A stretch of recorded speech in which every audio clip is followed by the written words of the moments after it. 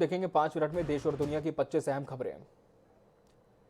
सोमवार रात Elon Musk ने ट्विटर को $44 बिलियन यानी लगभग 3,368 अरब रुपए में खरीदने का ऐलान किया। ट्विटर के बोर्ड ने एक साथ मिलकर एलन मस्क के ऑफर को एक्सेप्ट किया और यह डील इसी साल पूरी भी कर ली जाएगी और ट्विटर एक प्राइवेट कंपनी हो जाएगी।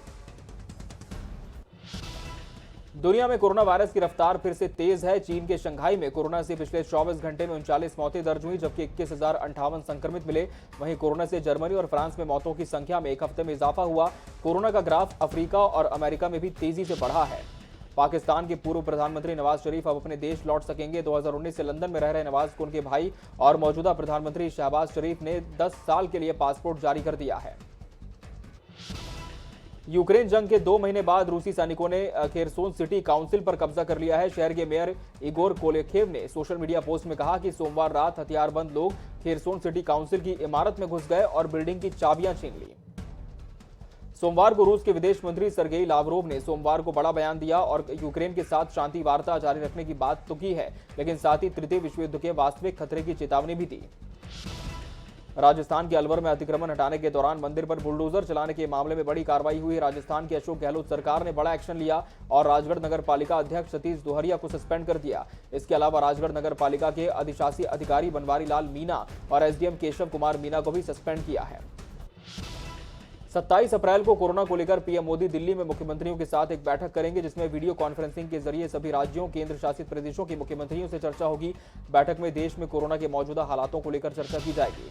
महाराष्ट्र में हनुमान चालीसा पर छिड़ा विवाद शांत होता नहीं दिखता। बीजेपी के तीखे तेवर के बाद अब सूबे के मुख्यमंत्री उद्धव ठाकरे ने कड़ी नसीहत दी है और कहा कि हनुमान चालीसा पढ़नी है तो घर पर आकर पढ़िए, इसका एक तरीका होता है, लेकिन दादागिरी करके मत आइए। अगर ऐसा करेंगे तो बाला साहेब ने सिखाया कि दादागिरी कैसे तोड़नी है। राष्ट्रीय राजधानी दिल्ली में कोरोना वायरस की महामारी ने फिर से रफ्तार पकड़ ली है। बीते दिन सोमवार को दिल्ली में फिर से कोरोना वायरस के संक्रमण के नए केस 1000 के पार हो गए। वहीं पॉजिटिविटी रेट भी 6% के पार पहुंच गई है। दिल्ली में पिछले 24 घंटों के दौरान 1011 नए मामले सामने आए हैं। गिनीज वर्ल्ड रिकॉर्ड में एक साथ 78,000 राष्ट्रीय ध्वज फहराने का रिकॉर्ड भारत के नाम दर्ज हो गया। 23 अप्रैल को वीर कुंवर सिंह के विजय उत्सव में बिहार के भोजपुर में गृह मंत्री अमित शाह की मौजूदगी में 78,220 तिरंगे लहराए गए थे। इसके पहले यह रिकॉर्ड पाकिस्तान के नाम था। मध्य प्रदेश में प्राकृतिक खेती को बढ़ावा देने के लिए सीएम शिवराज ने प्रदेश में जून से 5,200 गांवों में प्राकृतिक खेती शुरू करने की घोषणा की है। सीएम ने कहा कि कई फसलों के उत्पादन को बढ़ाने के लिए रासायनिक उर्वरकों और कीटनाशकों का उपयोग बढ़ा है और इससे काफी नुकसान भी देखने को मिला है। देसी गायों की देखरेख के लिए शिवराज सरकार ने बड़ा कदम उठाया और कहा कि राज्य में देसी गायों की देखरेख के लिए सरकार किसानों को प्रतिमाह 900 रुपए की मदद देगी। मंडला के रामनगर में 7 और 8 मई को आदि उत्सव का आयोजन रखा गया है। यह आयोजन प्रत्येक वर्ष की तुलना में भव्य रूप से मनाया जाएगी। इसकी तैयारियां जोरों पर हैं। केंद्रीय मंत्री फग्गन सिंह कुलस्ते रामनगर पहुंचकर तैयारियों का जायजा लेते नजर आए। मुरैना शहर में हर्ष फायरिंग पर लगाम नहीं लग रही। दोनारी गांव से हर्ष फायरिंग का एक और वीडियो सामने आया है, जिसमें खाना खा रहे लोगों ने हर्ष फायरिंग की, जिसके बाद टेबल के नीचे छिपी महिलाएं और भागते हुए बच्चे भी नजर आए। खरगोन में रामनवमी जुलूस के दौरान एसपी सिद्धार्थ चौधरी पर गोली चलाने वाले आरोपी मोहसिन उर्फ वसीम को कोर्ट ने 3 दिन के रिमांड पर लिया है। रिमांड के दौरान आरोपी से पूछताछ में पिस्टल जब्त की गई।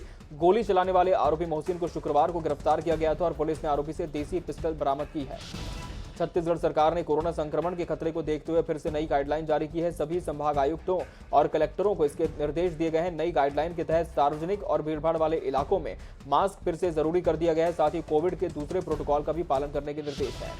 उरगा थाना अंतर्गत एक राइस मिल संचालक और नापतोल विभाग के अधिकारी के बीच विवाद हो गया। बातचीत से शुरू हुआ विवाद मारपीट तक खत्म हुआ। मिली जानकारी के मुताबिक नापतोल विभाग के अधिकारी उरगा थाना पहुंच गए।